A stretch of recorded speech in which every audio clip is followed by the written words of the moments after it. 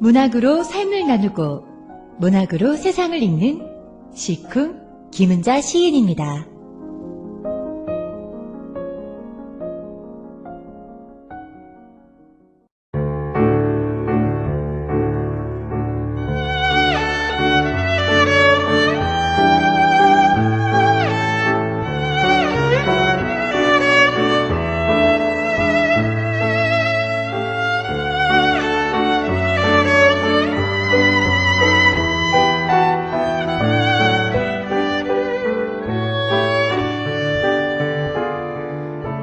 여러분 안녕하십니까? 문학소녀, 문학소년을 꿈꿀 수 있는 시간, 빡빡한 이민의 삶에서 문학으로 삶을 나누는 문학 공감 시간. 글을 쓰는 사람들에게는요, 함께 글을 쓰는 시간, 문학을 사랑하는 사람에게는 문학을 맛보는 시간, 문학으로 삶을 나누는 시쿵 시간이 돌아왔습니다. 저는 오늘도 김은자입니다. 지난주는 겨울 날씨 치고는요, 푸근한 날들의 연속이었죠. 겨울이 가면서 햇살을 조금씩 일으켜준다고나 할까요? 조금은 따뜻해진 햇볕에 겨울 외투가 무겁게 느껴졌던 한 주였습니다. 동포 여러분, 한 주 동안 어떻게 지내셨는지요? 겨울 동안 언 땅 위에 언뜻언뜻 봄의 옷자락이 비치는 것 같기도 했는데요. 조금만 참으면 봄이 올 것 같습니다. 계절이 갈 때마다 저는 늘 그런 생각을 하곤 하는데요. 만약에 우리에게 다음 계절이 없다면 지금의 계절을 어떻게 견뎌야 할까? 봄이 있기 때문에 또 추운 겨울을 견딜 수 있는 거잖아요. 뭐 그렇게 돈도 안 되는 생각을 종종 하곤 하는데요. 느슨했던 운동화 끈을 조금 더 단단히 조여 매어 봅니다. 우리네 삶도 그렇겠죠? 희망이 있기에 절망을 견딜 수 있는 거잖아요. 희망이 없다면 절망은 절망 하나로 끝나지만 희망이 이 절망을 다독거려준다는 것, 절망이 희망에 기대어서 몸을 조금씩 추스린다는 것, 참으로 다행스러운 일입니다. 또 그것이 순리이기도 하고요. 봄, 말만 들어도 마음이 벌써 화사해지는 것 같죠? 마치 내가 꽃이 되는 것 같기도 하고요. 흙이 나무들에게 젖을 먹이는 계절이 봄이라고 합니다. 문득 반출한 시인의 봄이라는 시가 생각났어요. 봄만 되면 제가 읽는 시이기도 한데요. 시의 내용이 이렇습니다. 저 요리사 솜씨 좀 보게. 누가 저걸 냉동 재료인 줄 알겠나. 푸릇푸릇한 저 싹도, 울긋불긋한 저 꽃도 꽝꽝 언 냉장고에서 꺼낸 것이라네. 아른아른 김조차 나지 않은가. 아른아른 김조차 나지 않는가. 참 신비로우면서도 기분 좋아지는 시입니다. 마치 파릇파릇한 봄나무를 만진 것 같다고 할까요? 봄과 눈빛을 마주친 것 같다고 할까요? 아무튼 그러신데요. 봄이 조금씩 다가오고 있는 것은 확실합니다. 이걸 라스트 스트레치라고 하죠. 조금만 더 힘내면 될 것 같습니다.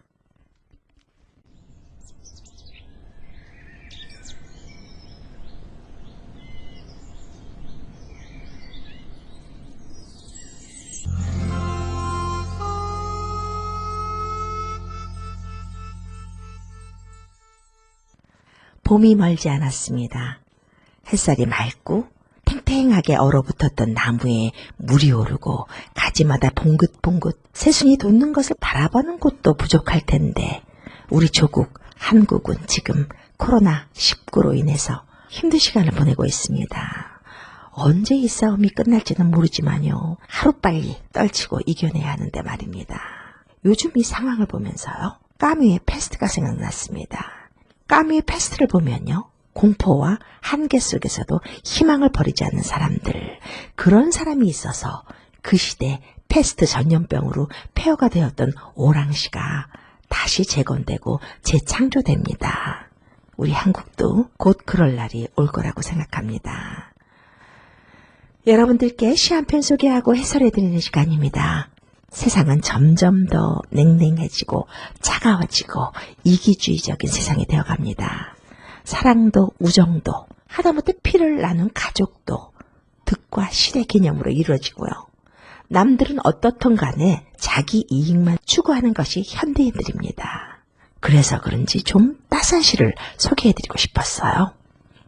사는 거 뭐 별것 있겠나요? 슬쩍 스친 손길, 마음 뭐 그런 것들을 느낄 때 우리 하루가 환해지는 거잖아요. 오늘 여러분들께 소개해드릴 시는요. 복효근 시인의 세상에서 가장 따뜻한 저녁이라는 시입니다. 어디선가 붕어빵 냄새가 솔솔 풍겨오는 것 같은 그런 시죠. 친구가 미안해할까봐 몰래 붕어빵을 가방에 집어넣어준 친구. 나한테 한 것도 아닌데요. 이 시 한편에 왜 이렇게 마음이 따스해지는지 모르겠습니다. 따뜻한 붕어빵을 가슴에 안고 있는 것 같잖아요.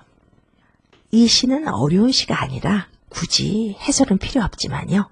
그래도 함께 짚어보겠습니다. 어둠이 한기처럼 스며들고 뱃속에 붕어 새끼 두어 마리 요동을 칠 때 학교 앞 버스 정류장을 지나는데 먼저 와 기다리던 선재가 내가 맨 책가방 지퍼가 열렸다며 닫아주었다. 선재라는 친구가 어린 시인이 거절할까봐 가방이 열렸다고 핑계를 대면서 붕어빵을 몰래 가방에 집어넣어주는 그런 풍경이 그려지죠. 어린 나이였을 텐데요. 눈치 빠른 친구의 배려가 느껴집니다. 아무도 없는 집 썰렁한 내 방까지 붕어빵 냄새가 따라왔다. 어린 시인은 오면서 그랬겠죠. 아니 어디서 이렇게 맛있는 붕어빵 냄새가 날까? 그랬을 겁니다. 배고픈 배를 움켜쥐면서 왔을 겁니다. 아무도 없는 집 썰렁한 방이 가난했던 어린 시인이었다면 집으로 돌아오는 내내 계속 따라온 붕어빵 냄새는 배려 깊은 친구의 마음이라고 할 수 있겠습니다. 이 구절은 참 마음이 따스해지는 구절이에요. 아무도 없는 집 썰렁한 방이 붕어빵 냄새로 훈훈해지는 것 같이 그려지잖아요. 다음 식기 학교에서 받은 우유 꺼내려 가방을 여는데 아직 온기가 식지 않은 종이봉투에 붕어가 5마리. 내 16 세상에 가장 따뜻했던 저녁. 어린 시절 시인은 부모님은 모두 일 나가고 아무도 없는 냉골같 집에 혼자 돌아와서 배고픔에 학교에서 받은 우유를 꺼내려고 가방을 엽니다. 그런데 온기가 식지 않은 종이봉투가 들어있는 거예요. 열어보니까 아직 따스한 붕어빵 5개가 들어있는 겁니다. 어떤 생각을 했을까요? 그때 알았겠죠. 왜 친구 선재가 그의 가방을 열렸다고 하면서 가방을 닫아주었던 걸. 그러니까 친구 선재는요. 친구의 형편을 헤아리고 또 친구가 미안해서 거절할지도 모른다는 것까지 헤아린 거예요. 배고플 것을 더 먼저 생각한 거죠.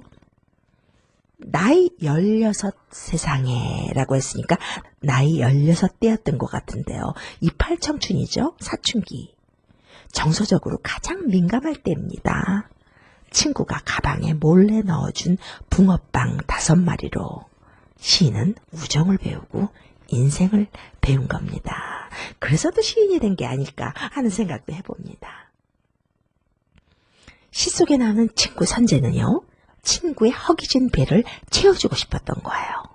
그 붕어빵 냄새가 어찌 오래 남지 않겠어요. 그 온기가 어른이 되어도 식지 않을 건 분명합니다. 그러니까 또 어른이 되어서 이런 시를 쓴 거예요. 힘들었던 어린 시절을 친구 선재가 가장 따뜻한 저녁으로 기억하게 해준 겁니다. 그런 것 같아요. 아주 조그마한 선의가 우리 마음을 요동치게 하는 것 같아요.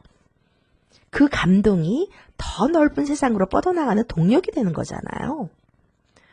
이 시에 나오는 시인도 그 친구 선재도 참 마음이 가난한 친구들 아니었나 하는 생각도 해봅니다. 어떤 분은 고등학교 시절에 너무 가난했을 때요. 친구가 사준 짜장면 한 그릇 덕택에 용기를 얻고 다시 일어났다고 하는 사람도 있습니다. 세상에는 돈으로 살 수 없는 것들이 있습니다. 사실 어떻게 보면요, 돈으로 살 수 있는 것들은 싼 것들입니다. 사람 마음, 돈으로 살 수 있겠습니까? 우정, 친구, 사랑, 뭐 그런 것들 돈 주고 살 수 있는 것들은 아니잖아요. 인간은요, 만남이 좋아서 교류하는 것이 아니라, 사람이 좋아서 교류하는 것이 아니라 고독이 두려워서 교류하는 것이라는 말도 있습니다. 이기적인 속성을 가지고 있는 거죠. 16살 두 친구에게 나눔과 살아가는 법을 배워봅니다. 함께 나눌 때 마음은 풍요로워지고 가난도 외로움도 사라지나 봅니다. 또 한 가지요. 붕어빵을 친구의 가방에 몰래 넣어준 친구 선재도 선재지만 기쁘고 감사하게 느낀 시인의 마음도 참 아름다운 것 같아요. 지가 뭔데 구제를 해? 뭐 내가 거지야? 할 수도 있는 거잖아요. 5마리의 붕어빵이 냉랭한 시대를 사는 우리 모두를 치유해주는 것 같은 그런 시였습니다. 이 시를 쓴 복효근 시인은요, 전북 남원에서 태어났습니다. 전북대 사범대 국어교육과를 졸업했고요. 시와 시학, 젊은 시인상을 수상하면서 등단했습니다. 편은 문학상 신인상, 시와 시학, 젊은 시인상을 수상했습니다. 시집으로는 새에 대한 반성문, 그 눈물의 배후 등이 있습니다. 복효근 시인의 시는요, 이 평범하면서도 이 사소한 그 일상적 체험이라고 그럴까요? 그런 체험이나 이 자연적 소재가 많아요. 그런데요, 그 소재가 소재로 끝나는 것이 아니라 이 깊은 사색을 통해서 이 생의 진경이라고 할까요? 삶의 깊이를 느끼게 해줍니다. 자연과 일상의 소재에서 이 화두를 갖지만 화두를 찾으면서 그만의 방식으로 참 숙연하게 성찰하는 시인입니다. 어렵다고 멋진 시는 아닙니다. 이렇게 내 주위에서 이 작은 소재들, 어린 시절에 가두어 두었던 어떤 풍경들, 이런 것들을 시인의 눈을 통해서 우리의 삶과 직결되게 만들어줘서요, 나의 시를 만들어주는 것이 그런 시가 좋은 시가 아닐까 합니다. 여러분들은 어떻습니까? 살면서 누군가에게 이 시 속의 인물처럼 따뜻한 사람으로 기억되어 보신 적 있으신지요?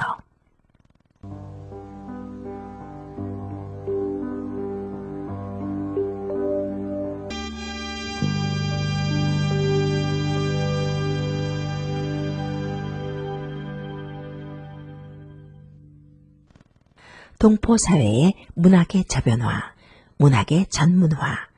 여러분들은 지금 1660 AM 뉴욕 K-라디오 문학 프로 시쿵을 청취하고 계십니다. 얼마 전 재미있는 기사를 하나 읽게 돼서 소개합니다. 청탁 기다리다 지쳐서 우리 글은 직접 발표, 온라인 문학 플랫폼 던전 탄생이라는 기사였는데요. 시대가 시대이니만큼요, 종이책 문학 시대는 지나간 것 같습니다. 이 한 장 한 장 갈피를 넘기던 그 시대는 어느 정도 지나가지 않았나 하는데요. 문학이 그러니까요, 전자책, 이메일, 오디오북에 이어서 그 SNS로 끊임없이 새로운 둥지를 찾아서 변하고 있잖아요. 문학의 플랫폼이 이동하고 있습니다. 이번에 온라인 문학 플랫폼 던전이라는 건요, 매일 만나는 문학 플랫폼이라는 컨셉을 내세운, 그러니까 온라인 문예지입니다. 웹사이트에 소설, 시, 평론 등의 이 문학작품을 매일 업데이트하는 건데요. 독자들은 월 7,000원, 3개월에 19,900원을 내면 이 콘텐츠를 즐길 수 있다고 합니다. 사실 그동안요, 온라인 유료 플랫폼이 없었던 건 아니에요. 몇 개가 있었는데요. 그런데 거의 웹소설이 대상이었습니다. 그러나 이번에 출범한 던전은요, 순수문학을 내세운 유료 플랫폼입니다. 순수문학으로서는 처음 있는 시도죠. 문장 웹진이나 웹진 비유처럼요, 한국문화예술위원회나 서울문화재단 같은 그 공공기관이 지원을 통해서 운영되는 기존 순문학의 웹진과도 좀 다른 것 같아요. 순수하게 독자의 구독료를 기반으로 한 순문학 플랫폼이죠. 사실 글을 쓰다 보면 동포문인들은 더 그렇습니다만 발표할 지면이 마땅치 않습니다. 청탁을 기대하는 건 소수이고요. 그런데 한국에서도 청탁을 기다리기는 마찬가지인가 봅니다. 그래서 이런 일이 일어난 거 아니겠습니까? 청탁해주기만을 기다리다가 지친 이들이 그러니까 직접 온라인에다 지면을 만든 셈이죠. 던전 작가이자 대표이기도 한 서우준 작가는 이렇게 말했습니다. 오늘날 최신 문학은 대개 문예지를 통해서만 접할 수 있는데 대부분 월간지인 탓에 연재 텀이 길고 독자들의 접근성도 낮다라고요. 본인은 꾸준히 연재할 고정지면이 있었으면 좋겠다고 생각했는데 아무리 기다려도 만들어주지 않길래 내가 직접 그 기회를 만들기로 했다라고 말했습니다. 사이트를 구축하는 데 드는 비용인 초기 비용은 5명의 작가들이 각출했다고 하는데요. 등단한 작가도 작가지만 등단하지 않고요. 자유롭게 글을 써온 작가들도 함께 한다고 합니다. 투고작을 받아서 신인 작가들의 새로운 데뷔 창구가 되겠다는 목표도 세웠다고 하네요. 문학, 그 시장은요, 그 자체가 불투명합니다. 이름 있는 작가도 아닌 낯선 신인 작가들의 글을 누가 월 7,000원을 내고 구독해 보겠습니까? 과연 얼마나 될까요? 그게 관건이고요.